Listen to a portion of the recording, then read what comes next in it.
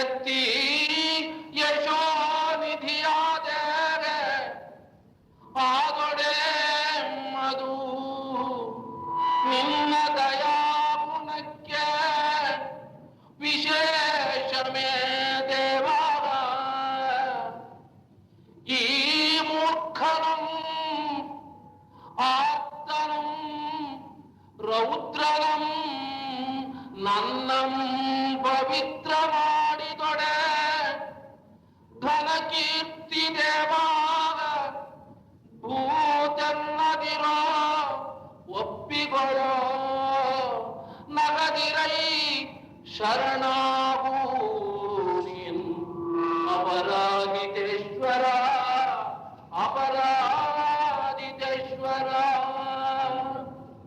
ಜಡನಂ ಲಯ ಪ್ರಕರಣಂ ನಿಶ್ಚೇಷ್ಟನಂ ದುಷ್ಟನಂ ಪಡಿಮಾತೇಂ ಫಲನಂ ಆ ಮಹಾತ್ಮನ್ ತನ್ನೊಂದು ಸಾಮರ್ಥ್ಯದಿಂ ನಡೆಯಿಪ್ಪಂ ರತಿಕಂಬಂ ನುಡಿಯಿಪ್ಪಂ ಮಾತಂಗಿಕಂಬಂ ಬಿಸುಳ್ ಬಿಡುವ ಜೋಗಟಿಗಂಬಂ ಏಂ ಕುಶಲನೋ ರತ್ನಾಕರಾದೀಶ್ವರ ರತ್ನಾಕರಾದೀಶ್ವರ. ಅವಿರತಿ ಅಂತಂದ್ರೆ ಹಿಂಸೆ ಮಾಡದೆ ಇರ್ತಕ್ಕಂಥ ಷಡ್ಕಾಯ ಜೀವ ಅಂದ್ರೆ ಒಂದು ತ್ರಸ ಜೀವ, 5 ಸ್ಥಾವರ ಜೀವ, ಪೃಥ್ವಿ ವಾಯು ಜಲ ಬೆಂಕಿ ವನಸ್ಪತಿ. ಈ 5 ಕಾಯ ಸ್ಥಾವರ ಕಾಯಗಳು, ಸ್ಥಾವರ ಜೀವಕಾಯಗಳು. ತ್ರಸ ಜೀವಕಾಯಗಳು ನಾವೆಲ್ಲ ಪಶು ಪಕ್ಷಿ ಮನುಷ್ಯರೆಲ್ಲ. ತ್ರಸ ಅಂದ್ರೆ ಓಡಾಡ್ತಕ್ಕಂಥ ಚಲಿಸ್ತಕ್ಕಂಥ ಜೀವಗಳು. ಸ್ಥಾವರ ಅಂದ್ರೆ ಒಂದೇ ಕಡೆ ಇರ್ತಕ್ಕಂಥ ಜೀವಗಳು, ವನಸ್ಪತಿ ಕಾಯಗಳು. ಏಕೇಂದ್ರಿಯ ಜೀವಗಳೇನಿದೆ ಅವೆಲ್ಲ ವನಸ್ಪತಿ ಕಾಯ, ಬೆಂಕಿ ಮತ್ತು ಜಲ, ಪೃಥ್ವಿ, ವಾಯು. ಈ 5 ಸ್ಥಾವರ ಜೀವಗಳು ಮತ್ತು 1 ತ್ರಸ ಜೀವಗಳು, ಹೀಗೆ 6 ಷಡ್ಕಾಯಗಳಿಗೆ ಹಿಂಸೆ ಮಾಡದೇ ಇರತಕ್ಕಂಥದ್ದು ಅವಿರತಿ. ಆಮೇಲೆ ಪ್ರಮಾದ. ಪ್ರಮಾದದಲ್ಲಿ ಅಂದ್ರೆ ಪಂಚಸಮಿತಿ, 3 ಮುಕ್ತಿ, 8 ಶುದ್ಧಿ, ದಶಧರ್ಮ. ಇದರೊಳಗೆ ನಾವು ಪ್ರವೃತ್ತರಾಗದೇ ಇರತಕ್ಕಂಥ, ಪ್ರವೃತ್ತರಾಗದೇ ಇದ್ರೆ ಈ ಕರ್ಮ ಆಪ್ರವಾಗ್ತಾ ಇದೆ. ಇದರೊಳಗೆ ಪ್ರವೃತ್ತರಾದ್ರೆ ಅದು ಬರ್ತಕ್ಕಂಥ ಕರ್ಮವನ್ನು ತಡೆ ಹಾಕ್ಬೋದು.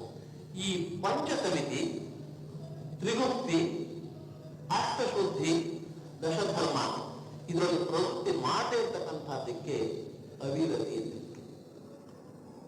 5 ಸಮಿತಿ ನಮ್ಮ ಗೊತ್ತು. ಈರಿಯಾ ಸಮಿತಿ 3 ಮರ ನೋಡಿಕೊಂಡು ನಡೀತಕ್ಕಂಥದ್ದು. ಈ ಅಂದ್ರೆ ಕನ್ನಡದಲ್ಲಿ ಕೃತಿ ನೆಲ, ನೀರು ಇರ್ತಕ್ಕಂಥ ನೆಲ, ಬಾಹುಕ ಅಂತಕ್ಕಂಥ ಅರ್ಥ. ಅದಕ್ಕೆ ಹಿರಿಯ ನೋಡ್ಕೊಂಡು ಯಾವ ಜೀವಿಗಳಿಗೂ ನೋವಾಗದೇ ಇರ್ತಕ್ಕಂಥ ರೀತಿಯಲ್ಲಿ ನಾವು ಪಥಚಲನೆ ಮಾಡ್ತಕ್ಕಂಥದ್ದು ಹಿರಿಯ. ಇದೊಂದು ಭಾಷಾ ಕಲಿತು. ಮಾತನಾಡಬೇಕಾದ್ರೆ ನಾವು ಯಾರಿಗೂ ನೋವು ಉಂಟು ಮಾಡದೇ ಇರ್ತಕ್ಕಂಥ ರೀತಿಯಲ್ಲಿ ಮಾತನಾಡಬೇಕು. ನುಡಿದರೆ ಮುತ್ತಿನ ಹಾರದಂತಿರಬೇಕು, ನುಡಿದರೆ ಫಟಿಕದ ಶಲಾಕೆಯಂತಿರಬೇಕು, ನುಡಿದರೆ ಮಾಣಿಕ್ಯದ ದೀಪ್ತಿಯಂತಿರಬೇಕು. ಏನಲ್ಲ ಅರ್ಥ? ನುಡಿದರೆ ಮುತ್ತಿನ ಹಾರದಂತಿರಬೇಕು. ನಿಮಗೊಂದು ಮುತ್ತಿನ ಹಾರ ಹಾಕೊಂಡ್ರೆ ಹೇಗಾಗುತ್ತೆ ನಿಮಗೆ ಅಂತ? ತಂಪಾಗುತ್ತೆ. ಮುತ್ತಿನ ಹಾರ ಹಾಕೊಂಡ್ರೆ ತಂಪಾಗತ್ತೆ ಶರೀರಕ್ಕೆ, ಬಿಸಿ ಆಗಲ್ಲ. ಹಾಗೆ ನಾವು ಮಾತನಾಡದೆ ತಂಪಾಗಬೇಕು ಜನಕ್ಕೆ. ನುಡಿದರೆ ಮುತ್ತಿನ ಹಾರದಂತಿರಬೇಕು, ನುಡಿದರೆ ಫಟಿಕದ ಶಲಾಕೆಯಂತಿರಬೇಕು.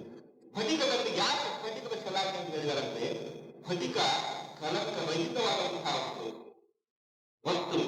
ನಿನ್ನ ಮಾತು ದೋಷಪೂರಿತವಾಗಿರಬಾರದು, ದೋಷ ರಹಿತವಾಗಿರಬೇಕು, ಕಲಂಕರಹಿತವಾಗಿರಬೇಕು ನಿನ್ನ ಮಾತು. ಫಟಿಕದ ಶಲಾಕೆಯಂತಿರಬೇಕು. ನುಡಿದರೆ ಮಾಣಿಕ್ಯದ ದೀಪ್ತಿಯಂತಿರಬೇಕು. ನುಡಿದರೆ ಮಾಣಿಕ್ಯದ ದೀಪ್ತಿ ಅಂದ್ರೆ ಪ್ರಕಾಶ.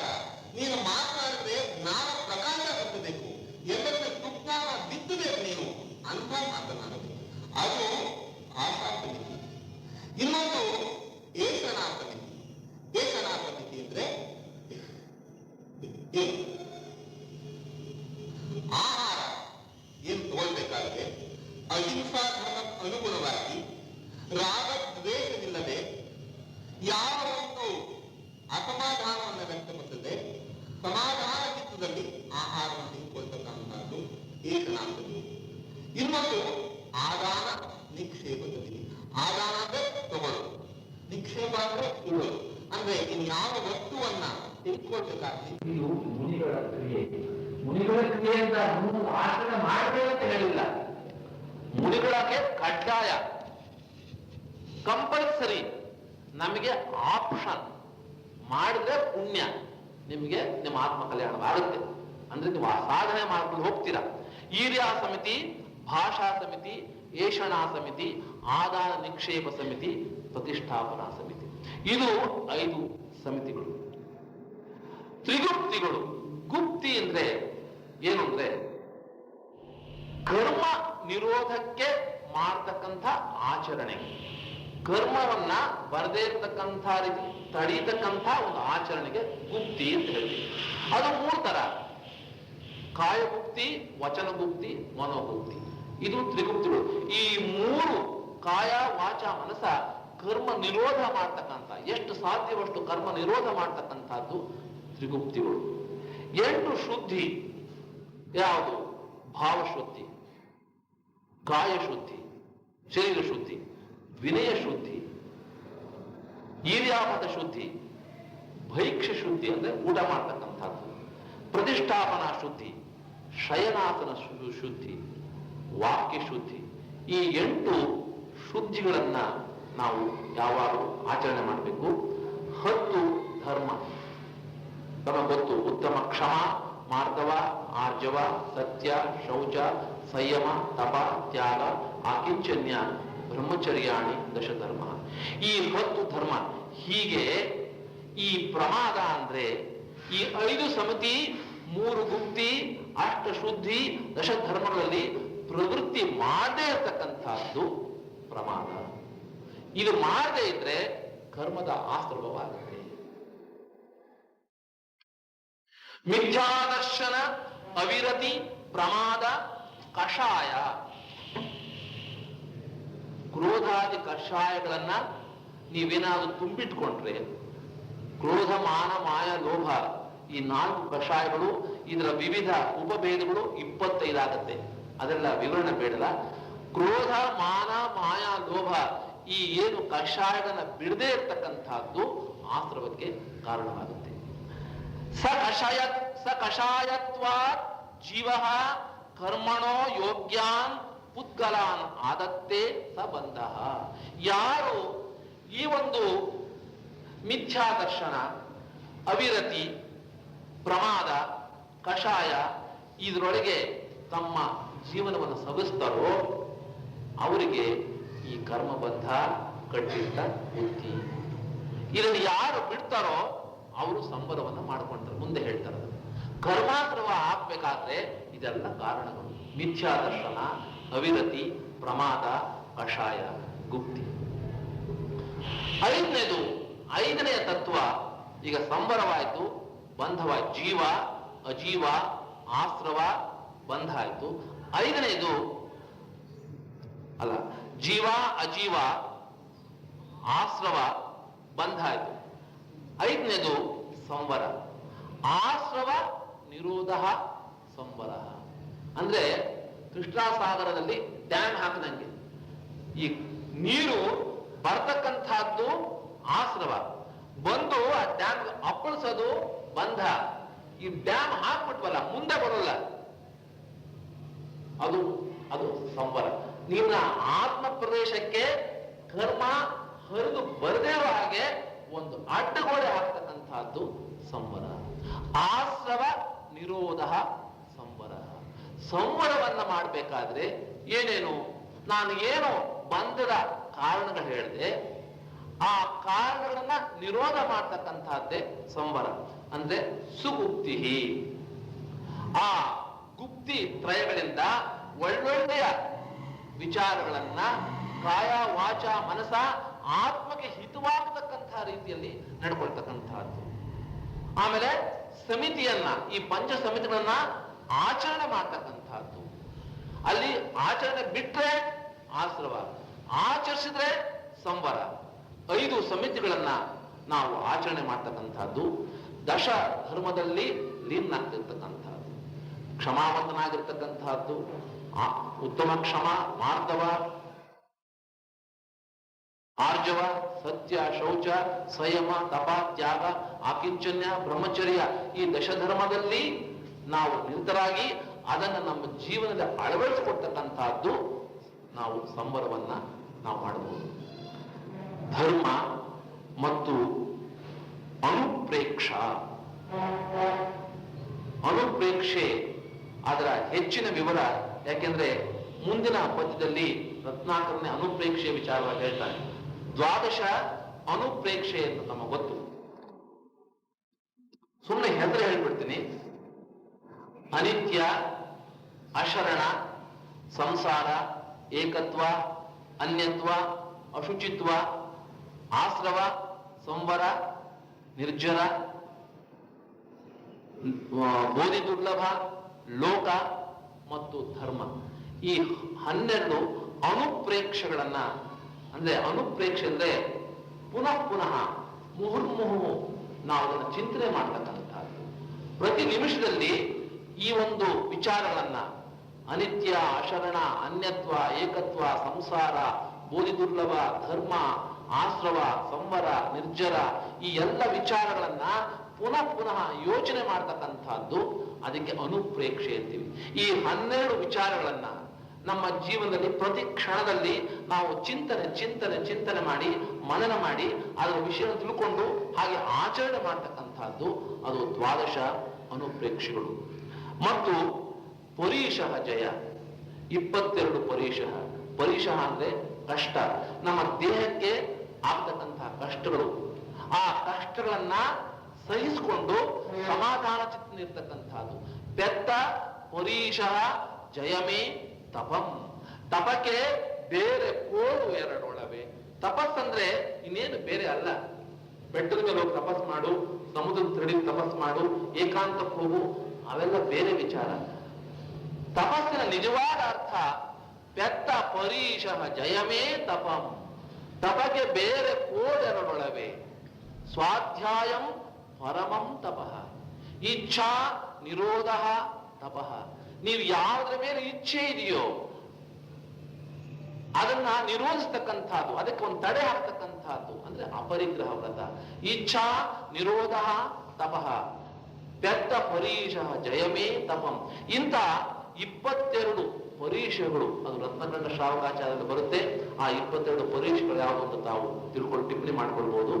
ಈ ಪರೀಕ್ಷಃ ಜಯ, ಅನುಪ್ರೇಕ್ಷ 12 ಅನುಪ್ರೇಕ್ಷೆಗಳು, 10 ಧರ್ಮಗಳು, 5 ಸಮಿತಿಗಳು, 3 ಸುಗುಪ್ತಿಗಳು ಮತ್ತು ಚಾರಿತ್ರೈ 5 ಚಾರಿತ್ರಗಳು. ಆಶ್ರವ ನಿರೋಧ ಸಂವರ.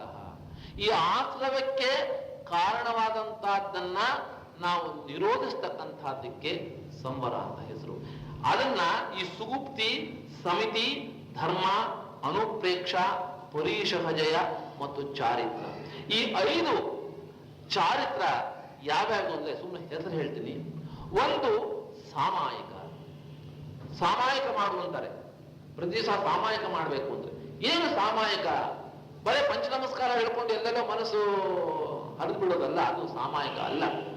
ಸಾಮಾಯಿಕ ಅಂದ್ರೆ ಸಮಾಧಾನ ಚಿತ್ತದಿಂದ, ರಾಗದ್ವೇಷ ವಿರಹಿತನಾಗಿ, ಯಾರನ್ನೂ ದ್ವೇಷ ಭಾವನೆ ಇಲ್ಲದೆ ಆತ್ಮದಲ್ಲಿ ಅನುರಕ್ತನಾಗಿ ನಾವು ಪಂಚಪರಮೇಶ್ವರನ ಧ್ಯಾನ ಮಾಡ್ತಕ್ಕಂಥದ್ದು ಸಾಮಾಯಿಕ. ಅದು ಸಾಮಾಯಿಕ. 2ನೆಯ ಚಾರಿತ್ರ ಛೇದೋಪಸ್ಥಾಪನ, ಅಂದ್ರೆ ಮನಸ್ಸನ್ನ ಪರಿಶುದ್ಧವಾಗಿಟ್ಕೊಳ್ತಕ್ಕಂಥದ್ದು.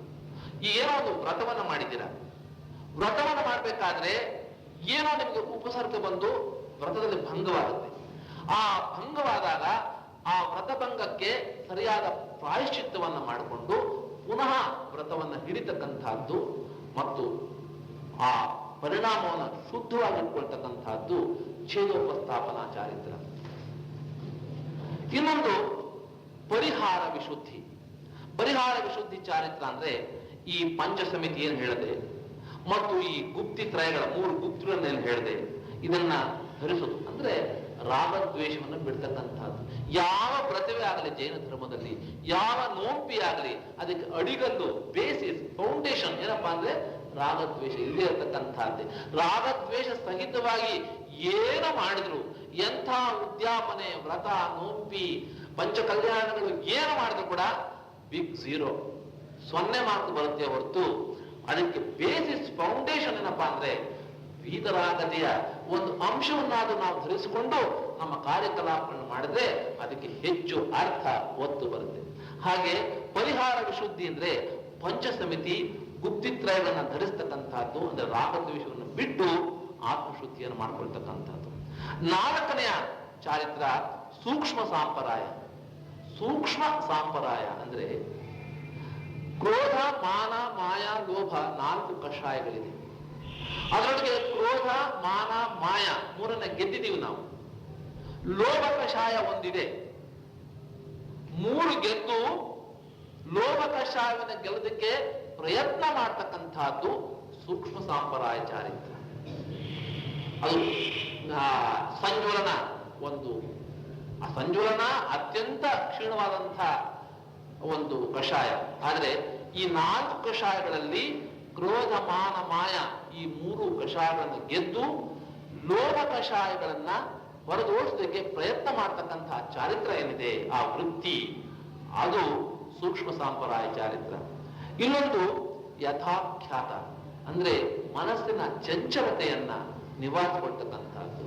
ಸ್ಥಿರತೆ, ಸ್ಥಿತ ಪ್ರಜ್ಞಾ ಅಂತ ನಾವೇನು ಹೇಳ್ತೀವಿ, ಆ ಮನಸ್ಸಿನ ಸ್ಥಿರತೆಯನ್ನ ಕಾಪಾಡ್ಕೊಳ್ತಕ್ಕಂಥದ್ದು ಯಥಾಖ್ಯಾತ ಚಾರಿತ್ರ. ಹೀಗೆ ಈ 5 ಚಾರಿತ್ರಗಳೇನಿದೆ, ಸಾಮಾಯಿಕ, ಛೇದೋಪಸ್ಥಾಪನ, ಪರಿಹಾರ ವಿಶುದ್ಧಿ, ಸೂಕ್ಷ್ಮ ಸಾಂಪ್ರದಾಯ, ಯಥಾಖ್ಯಾತ, ಈ 5 ಚಾರಿತ್ರಗಳನ್ನ ನಾವು ಅಳವಡಿಸಿಕೊಂಡು ಸುಗುಪ್ತಿಗಳಲ್ಲಿ ಮಗ್ನರಾಗಿ 5 ಸಮಿತಿಗಳನ್ನ ಆಚರಣೆ ತಂದು ದಶಧರ್ಮವನ್ನ ಅಳವಡಿಸಿಕೊಂಡು 12 ಅನುಪ್ರೇಕ್ಷೆಗಳನ್ನ ಪ್ರತಿ ಕ್ಷಣ ಮುಹುರ್ಮುಹು ಅದನ್ನು ಚಿಂತಿಸುತ್ತಾ ಪರೀಶಃ ಜಯವನ್ನು ಮಾಡಿಕೊಂಡು 5 ಚಾರಿತ್ರಗಳನ್ನ ಪರಿಪಾಲನೆ ಮಾಡಿದ್ರೆ ಆಗ ಸಂಬರವಾಗುತ್ತೆ. ಕರ್ಮದ ಆಶ್ರವ ಬರತಕ್ಕಂಥದ್ದು ತಡೆಯುತ್ತೆ. ಅದಕ್ಕೆ you can put a stop, you can put a dam ಹಾಕ್ಬೋದು. ಇಂಥ ಆಶ್ರವ ನಿರೋಧ ಸಂವರ. ಇನ್ನೊಂದು ಹೇಳ್ತಾರೆ, ತಪಸ ನಿರ್ಜರಾಚ. ಸಂವರ ಆದ್ಮೇಲೆ ನಿರ್ಜರೆಯ ಕರ್ಮದ ನಿರ್ಜರೆ ಅಂದ್ರೆ ಆಶ್ರವ ಕರ್ಮ ಬರ್ತಕ್ಕಂಥದ್ದು ಬಂದು ಆತ್ಮನೇ ಬಂಧವಾಗ್ತಕ್ಕಂಥದ್ದು. ಆಮೇಲೆ ಹೊಸ ಕರ್ಮಗಳು ಬರದ ಹಾಗೆ ತಡಿತಕ್ಕಂಥದ್ದು ಸಂವರ.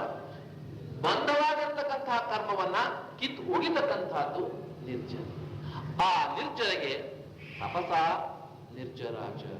ಆ ನಿರ್ಜರೆಯನ್ನ ಹೇಗೆ ನಾವು ಮಾಡಬೇಕು ಅಂದ್ರೆ ತಪಸ್ಸಿನಿಂದ ಮಾಡಬೇಕು. ಏನು ತಪಸ್ಸು? ಬಹಿರಂಗ ಮತ್ತು ಅಂತರಂಗ, ಬಾಹ್ಯ ಮತ್ತು ಅಭ್ಯಂತರ ತಪಸ್ಸುಗಳಿವೆ. ಬಾಹ್ಯ ತಪಸ್ಸು 6, ಅಭ್ಯಂತರ ಅಂತರಂಗ ತಪಸ್ಸು 6. ಅದಕ್ಕೊಂದು ಮಾತು ಹೇಳ್ತಾನೆ, ಮನುಷ್ಯನಿಗೆ, ಸಾಧಕನಿಗೆ ಆ ಅಂತರಂಗ ವಿಶುದ್ಧಿ ಆಗಬೇಕಾದ್ರೆ ಹೊರಗೆ ತಪಂಗಳ 6ರ ಸಹಾಯತೆ ಬೇಕು. ಶರೀರ ಮೋಹಮಂ ತೊರೆಯಲೇಬೇಕು. ಭಾವನೆಯ ಶಾಸ್ತ್ರ ವಿಲೋಕಿತೆ ಬೇಕು. ನಿಚ್ಚಲು ನೆರವ ವಿರಕ್ತಿ ಬೇಕು. ರಿಪು ಬಂಧುಗಳೊಳ್ ಸರಿಗಾಣಬೇಕು. ಕಣ್ಣು ಅರಿದು ನಿಜಾತ್ಮನಂ ಚಲಿಸದೆ ಈಕ್ಷಿಸುವಂಗೆ ಅಪರಾಜಿತೇಶ್ವರ ಅಪರಾಜಿತೇಶ್ವರ. ಹೊರಗೆ ತಪಂಗಳ 6ರ ಸಹಾಯದ ಬೇಕು. ಯಾರು ಈ ಅರಿದು ನಿಜಾತ್ಮನಂ ತನ್ನ ಆತ್ಮನನ್ನ ಕಾಣಬೇಕು, ಅಂತಕ್ಕಂಥ ಒಂದು ಏಕೈಕ ಗುರಿ ಇರತಕ್ಕಂಥ ಭಾವುಕನಿಗೆ, ಸಾಧಕನಿಗೆ ಏನೇನು ಬೇಕು, ಸಲಕರಣೆಗಳೇನೇನು ಬೇಕು ಅಂದ್ರೆ ಹೊರಗೆ ತಪಂಗಳ 6 ಸಹಾಯತೆ ಬೇಕು. ಈ ಬಾಹ್ಯ 6 ತಪಸ್ಸುಗಳು ಬೇಕೇ ಬೇಕಂತೆ. ಹೊರಗೆ ತಪಂಗಳ 6 ಸಹಾಯತೆ ಬೇಕು. ಶರೀರ ಮೋಹಮಂ ತೊರೆಯಲೇಬೇಕು. ಭಾವನೆಯ ಬಹಳ ಮುಖ್ಯ, ಬರೇ ಶಾಸ್ತ್ರ ವಿಲೋಕಿತೆ ಅಲ್ಲ, ಭಾವನೆಯ ಶಾಸ್ತ್ರ ವಿಲೋಕಿತೆ ಬೇಕು. ನಿಚ್ಚಲು ನೆರವ ವಿರಕ್ತಿ ಬೇಕು. ರಿಪು ಬಂಧುಗಳೊಳ್ ಸರಿಗಾಣಬೇಕು. ಕಣ್ಣು ನಿಮ್ಮ ದೃಷ್ಟಿ ಸಮಾನತಾ ಭಾವ ಇರಬೇಕು. ಅವನು ಶತ್ರುವಾಗಲಿ ಬಂಧುವಾಗಲಿ.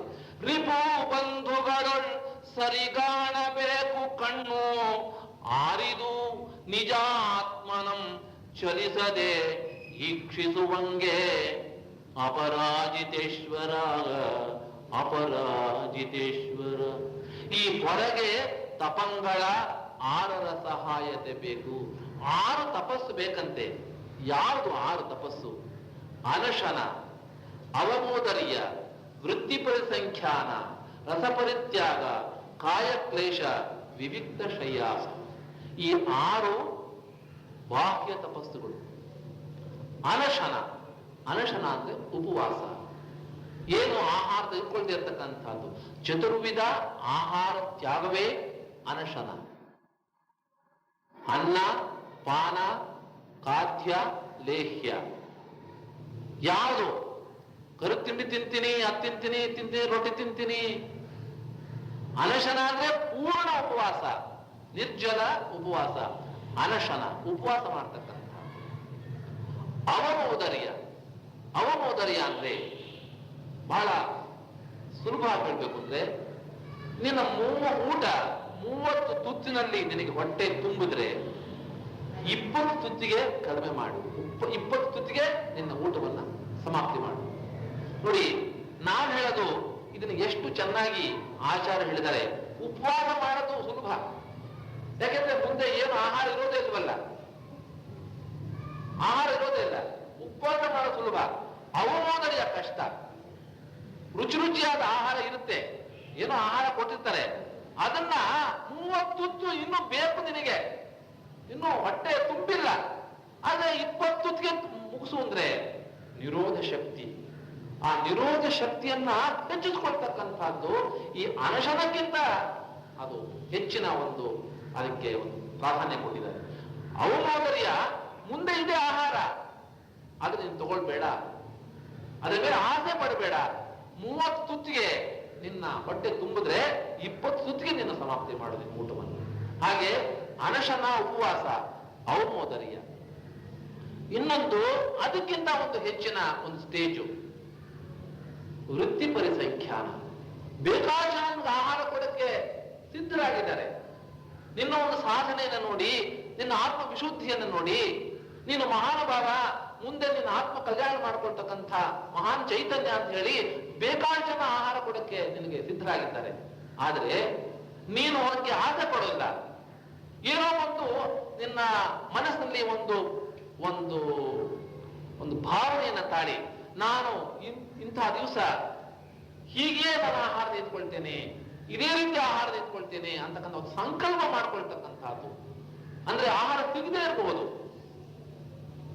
ನಿನಗೆ, ಆದ್ರೂ ವಿಚಲಿತನಾಗದೆ ನಿನ್ನ ಆತ್ಮ ವಿಶುದ್ಧಿಯನ್ನು ಹೆಚ್ಚಿಸ್ಕೊಂಡು ಹೋಗ್ತಕ್ಕಂಥದ್ದು ಅದು ವೃತ್ತಿ ಪರಿಸಂಖ್ಯಾನ. ಅಂದ್ರೆ ಮುನಿಗಳು ಆಹಾರ ದಾನಕ್ಕೆ ಹೋಗ್ತಾರೆ. ನಾನು ಇಂಥ ಏನೋ ಒಂದು ಮನಸ್ಸನ್ನು ಸಂಕಲ್ಪ ಮಾಡಿಕೊಂಡು ಒಂದು ಜಿಲಿಬಿಂಬ ನೋಡಿದ್ರೆ ನಾನು ಆಹಾರ ತೆಗೆದುಕೊಂತೀನಿ, ಒಂದು ಕಲಶವನ್ನು ನೋಡಿದ್ರೆ ಆಹಾರ ತೆಗೆದುಕೊಂತೀನಿ, ಅಥವಾ ಒಂದು ಹಣ್ಣು ನೋಡಿದ್ರೆ ಆಹಾರ ತೆಗೆದುಕೊಂತೀನಿ, ಒಂದು ನೀರಾಜ ನೋಡಿದ್ರೆ ಆಹಾರ ತೆಗೆದುಕೊಂತೀನಿ, ಅಥವಾ ಒಂದು ದಂಪತಿಗಳು ನಿಂತ್ಕೊಂಡಿದ್ರೆ ಆಹಾರ ತೆಗೆದುಕೊಳ್ತೀನಿ. ಏನೋ ಒಂದು ಮನಸ್ಸಿನಲ್ಲಿ ಆ ಒಂದು ಮನಸ್ಸಿನ ಮಾಡಿಕೊಂಡು ಸಂಕಲ್ಪ ಮಾಡಿಕೊಂಡು ಆಹಾರ ದಾನ ಕೊಡ್ತಕ್ಕಂಥದ್ದು, ಆಹಾರವನ್ನು ತೆಗೆದುಕೊಳ್ತಕ್ಕಂಥದ್ದು. 30 ಜನ ವಿಧ ವಿಧವಾದಂತಹ ಭಕ್ಷ್ಯ ಭೋಜ್ಯಗಳನ್ನ ಮಾಡಿಕೊಂಡು ನಿನಗೆ ಆಹಾರ ಕೊಡಬೇಕು ಅಂತ ಸಿದ್ಧರಾಗಿದ್ದಾರೆ. ಆದ್ರೆ ನಿನಗೆ ಅದರಲ್ಲಿ ಯಾವ ಒಂದು ಆಸೆಯೂ ಇಲ್ಲ. ನಿನ್ನ ಆತ್ಮ ವಿಶುದ್ಧಿಯ ಒಂದು ಟೆಸ್ಟ್ ಹೊರಗಲ್ಲು ಹಚ್ಚಿ ನಾನು ನನ್ನ ಆತ್ಮ ಕಲ್ಯಾಣ ಮಾಡ್ಕೊಳ್ತಿದ್ದೇನೆ ಇಲ್ವೋ, ನನ್ನ ಆತ್ಮನ ಶುದ್ಧಿ ಎಷ್ಟು ಮಟ್ಟಿಗಿದೆ ಅಂತ ಅದನ್ನ ಪರೀಕ್ಷೆ ಮಾಡ್ಕೊಳ್ಳೋದಕ್ಕೋಸ್ಕರ ಮುನಿಗಳಿಗೆ ಈ ಒಂದು ತಪಸ್ಸು ಹೇಳಿದ್ದಾರೆ, ವೃತ್ತಿ ಪರಿಸಂಖ್ಯಾನ. ನಿಮಗೆ ಶಾಂತಿ ಸಾಗರದ ಆ ಒಂದು ಕಥೆ ಗೊತ್ತು. ಹೇಗೆ ಆ ಶಾಂತಿ ಸಾಗರರು ಒಂದು ಸಾರಿ ಯಾವುದೋ ಒಂದು ಉತ್ತರ ಕರ್ನಾಟಕದ ಒಂದು ಊರಿನಲ್ಲಿ ಅವರ ಕಠಿಣ ತಪಸ್ಸು, ವೃತ್ತಿ ಪರಿಸಂಖ್ಯಾನ ತಪಸ್ಸು ಅನೇಕ ಬರುತ್ತೆ ಅವರ ಜೀವನ ಚರಿತ್ರೆ. ಶಾಂತಿ ಸಾಗರ್ ಒಬ್ಬರೇ ಅಲ್ಲ, ಬೇರೆ ಅನೇಕ ಮುನಿಗಳ ಒಂದು ಜೀವನ ಚರಿತ್ರೆಯಲ್ಲಿ ಬರುತ್ತೆ. ಇವ್ರದ್ದು ಒಂದು ಕಥೆ ಬಹಳ ಜನ ನಿಮ್ಗೆಲ್ಲ ಗೊತ್ತಿರ್ತಕ್ಕಂಥದ್ದು. ಒಂದು ದಿವಸ ಅವರು ಆಹಾರ ದಾನ ತೆಗೆದುಕೊಳ್ಬೇಕಾದ್ರೆ ನಾನು ಬೆಲ್ಲ ನೋಡಿದ್ರೆ ಆಹಾರ ತೆಗೆದುಕೊಳ್ತೀನಿ ಅಂತಕ್ಕಂಥ ಒಂದು ಸಂಕಲ್ಪ ಮಾಡ್ಕೊಂಡ್ರು. ಯಾರು ಗೊತ್ತು ಬೆಲ್ಲ ಇವ್ರು ನೋಡಿದ್ರೆ ಆಹಾರ ದಾನ ತಗೊಂತಾರೆ ಅಂತ. ಏನೋ ಜನಗಳು ಅವರಿಗೆ ಭಕ್ತಿಗೆ ಅನುಸಾರವಾಗಿ ಅವರ ಒಂದು ಬುದ್ಧಿಗೆ ಅನುಗುಣವಾಗಿ ಏನೋ ಒಂದು ವಸ್ತುಗಳನ್ನ ಇಟ್ಕೊಂಡು ಅವ್ರಿಗೋಸ್ಕರ ಆಹಾರಕ್ಕೋಸ್ಕರ ಕಾಯ್ತಾ ಇದ್ರು. ಅನೇಕ ಜನ ಕಾಯ್ತಾ ಇದ್ರು. ಇವರು ಒಂದ್ ದಿವಸ, 2 ದಿವಸ, 3 ದಿವಸ ನೋಡ್ತಾರೆ, ಯಾರ ಒಂದು ತಂಟೆಯಲ್ಲಿ ಆ ಅರ್ಘ್ಯದ ಒಂದು ಪಾತ್ರೆಯಲ್ಲಿ ಆ ಬೆಲ್ಲ ಕಾಣಲೇ ಇಲ್ಲ. ಸುಮಾರು 7 ದಿವಸ ಆ ಮುನಿಗಳಿಗೆ ಆಹಾರ ಇಲ್ಲ. 7 ದಿವಸ ಆ ಒಂದು ವೃತ್ತಿ ಪರಿಸಂಖ್ಯಾನದ ಒಂದು ರೀತಿಯಲ್ಲಿ ಅವರಿಗೆ ಆಹಾರವೇ ಇಲ್ಲ. 7 ಉಪವಾಸವಾಯಿತು. ಆ ಬೆಟ್ಟದಿಂದ ಇಳಿದು ಬರೋದು, ತಿರ್ಗಾ ಬೆಟ್ಟಕ್ಕೆ ಹೋಗೋದು ಇವರು ಧ್ಯಾನಕ್ಕೋಸ್ಕರ. 8ನೇ ದಿವಸ ಇವರು ಇಳಿದು ತಟ್ಟಾಟ ಬರ್ತಿದ್ರಂತೆ. ಆಹಾರ ಇಲ್ಲದೆ ಕೃಷಿವಾಗಿ ನಿಶ್ಶಕ್ತಿಯಾಗಿ ತಟ್ಟಾಟ ಬರ್ತಿರ್ಬೇಕಾದ್ರೆ ಆ ಒಂದು ಆಶ್ಚರ್ಯ ಕಾದಿತ್ತು ಆ ಊರಿನಲ್ಲಿ. ಒಂದು ಎತ್ತು ಏನಾಯ್ತು, ರಭಸದಿಂದ ಒಂದು ಅಂಗಡಿನಲ್ಲಿ ಒಬ್ಬ ವ್ಯಾಪಾರಿ ಬೆಲ್ಲದ ಮುಂಡೆಗಳನ್ನೆಲ್ಲ ಬೇರ್ದಿಟ್ಟಿದ್ದಂತೆ. ಇಟ್ಟಿದ್ದೇನಾಯ್ತು, ಆ ಎತ್ತು ಬಂದು ಆ ಅಂಗಡಿಗೆ ನುಗ್ಗುತ್ತಂತೆ. ನುಗ್ಬಿಟ್ಟು ಆ 2 ಕೊಂಬಿಗೆ 2 ಬೆಲ್ಲದ ಉಂಟುಗಳು ಸಿಕ್ಕಾಕೊಂಡ್ಬಿಡ್ತದೆ. ಸಿಕ್ಕಾಕೊಂಡು ಅದು ಬಂದು ಅಷ್ಟು ರೋಷದಿಂದ ಬಂದಂತಹ ಎತ್ತು ಯಾವುದೋ ಒಬ್ಬ ಸತ್ಗೃಹಸ್ಥನ, ಎಷ್ಟು ಪುಣ್ಯನೋ ಆ ಮಹಾನುಭಾವನಿಗೆ, ಆ ಒಂದು ಸತ್ಗೃಹಸ್ಥನ ಆ ಗಂಡ ಹೆಂಡತಿ ನಿಂತಿದ್ರು ಆಹಾರ ಕೊಡಬೇಕು ಅಂತ ಅವರ ಪಕ್ಕದಲ್ಲಿ ಬಂದು ನಿಂತ್ಕೊಂಡಂತೆ ಈ ಎತ್ತು. ಆ ಕೊಂಬಿನಲ್ಲಿ, ಆ ಎತ್ತಿನ ಕೊಂಬಿನಲ್ಲಿ 2 ಬೆಲ್ಲದ ಉಂಡೆ ಕಾಣ್ತಿತ್ತು. ಅಲ್ಲಿ ನೋಡಿದ್ರು ಮುನಿಗಳು, ಇವತ್ತು ಇಲ್ಲಿ ಆಹಾರ ಮಾಡ್ತೀನಿ ಅಂತ ಹೇಳಿ ಒಳಗೋದ್ರು. ಅಂಥ ಒಂದು ವೃತ್ತಿ ಪರಿಸಂಖ್ಯಾನದ ವ್ರತ ಅತ್ಯಂತ ಕಠಿಣವಾದಂತಹ ವ್ರತ. ಅನಶನ, ಅವಮೋದರಿಯ, ವೃತ್ತಿ ಪರಿಸಂಖ್ಯಾನ. ಒಂದು ಸ್ಟೆಪ್ ಜಾಸ್ತಿ, ಇದು ಕಮ್ಮಿ ಅಲ್ಲ. 4ನೇದು ರಸ ಪರಿತ್ಯಾಗ. ಬೇಕಾದಂತ ಕೊಡೋರಿದ್ದಾರೆ, ಆಹಾರ ಇದೆ, ಆದ್ರೆ ನಾನು ಹಾಲು ತಗೊಳ್ಳಲ್ಲ, ಹಣ್ಣು ತಗೊಳ್ಳಲ್ಲ, ತುಪ್ಪ ತಗೊಳ್ಳಲ್ಲ, ಮೊಸರು ತಗೊಳ್ಳಲ್ಲ ಅಂತ ಈ ರಸಯುಕ್ತವಾದಂತಹ ಪದಾರ್ಥವನ್ನು ಬಿಡ್ತಕ್ಕಂಥದ್ದು ಅದು ರಸ ಪರಿತ್ಯಾಗ. ವಿವಿಕ್ತ ಶಯ್ಯಾಸನ ಅಂದ್ರೆ ಏಕಾಂತ ಸ್ಥಳದಲ್ಲಿ ಯಾರ ಬಡವಿ ಇಲ್ಲದೆ, ಯಾರು ಓಡಾಡದೇ ಇರತಕ್ಕಂಥ ಸ್ಥಳದಲ್ಲಿ ಯಾರಿಗೂ ತೊಂದರೆ ಮಾಡದೆ ತನ್ನ ಒಂದು ಇರುವಿಕೆ, ಅದು ವಿವಿಕ್ತ ಶಯ್ಯಾಸನ. ಮತ್ತು ಕಾಯಕ್ಲೇಶ, ಈ ದೇಹದ ದಂಡನೆ. ದೇಹ ನಾನು ಹೇಳ್ದಾಗ ಕೇಳಬೇಕು, ಆ ಇಂದ್ರಿಯಗಳು ಹೇಳ್ದಾಗ ನಾನು ಕೇಳಬಾರ್ದು. ನಾನು ಹೇಳಿದಾಗೆ ಆ ದೇಹವನ್ನ ದಂಡನೆ ಮಾಡ್ತಕ್ಕಂಥದ್ದು. ಅದಕ್ಕೆ ಶಾಂತಿ ಸಾಗರರ ಜೀವನ ಚರಿತ್ರೆ ಕಡ್ಡಾಯವಾಗಿ ಓದಬೇಕು. ಅವರ ಒಂದು ತಪಸ್ಸಿನಲ್ಲಿ ಎಂಥ ಒಂದು ಕಠಿಣ ಉಪಸರ್ಗಗಳು ಬಂದಿದೆ ಅವರ ಶರೀರಕ್ಕೆ, ದೇಹಕ್ಕೆ. ಆದ್ರೆ ಯಾವ ಸಮಯದಲ್ಲೂ ಕೂಡ ಅವರು ಧ್ಯಾನದಿಂದ ವಿಚಲಿತರಾಗದೇ ಇರತಕ್ಕಂಥದ್ದು ಆ ಶಾಂತಿ ಸಾಗರ ಜೀವನ ಚರಿತ್ರೆ ಬರುತ್ತೆ. ಅಂಥ ಕಾಯಕ್ಲೇಶ, ಈ 6 ಅನಶನ, ಅವಮೋದರಿಯ, ವೃತ್ತಿ ಪರಿಸಂಖ್ಯಾನ, ರಸಪರಿತ್ಯಾಗ, ವಿವಿಕ್ತ ಶಯ್ಯಾಸನ, ಕಾಯಕ್ಲೇಶ, ಇದು ಬಹಿರಂಗ ತಪಸ್ಸು. ಇದು ಸಾಧಕನಿಗೆ ಅತ್ಯಂತ ಅವಶ್ಯಕವಾದ ತಪಸ್ಸುಗಳು. ಅಂದು ಅರಿದು ನಿಜಾತ್ಮನಂ ಚಲಿಸದೆ ಈಕ್ಷಿಸುವಂಗೆ ಯಾರು ತನ್ನ ಆತ್ಮ ಕಲ್ಯಾಣ ಮಾಡ್ಕೊಳ್ಬೇಕೆಂಬ ದೃಷ್ಟಿ ಇರುತ್ತೋ ಅವರಿಗೆ ಹೊರಗೆ ತಪಂಗಳ 6ರ ಸಹಾಯತೆ ಬೇಕು. ಅವರಿಗೆ ಈ ತಪಸ್ಸಿನ ಅತಿ ಅವಶ್ಯಕವಾದಂತಹ ಕ್ರಿಯೆಗಳು ಅಂತಕ್ಕಂಥ ಮಾತನ್ನು ಹೇಳಿದ್ದಾನೆ. ಮುಂದಿನ ಉಪನ್ಯಾಸದಲ್ಲಿ ಈ ಅಭ್ಯಂತರ ತಪಸ್ಸನ್ನು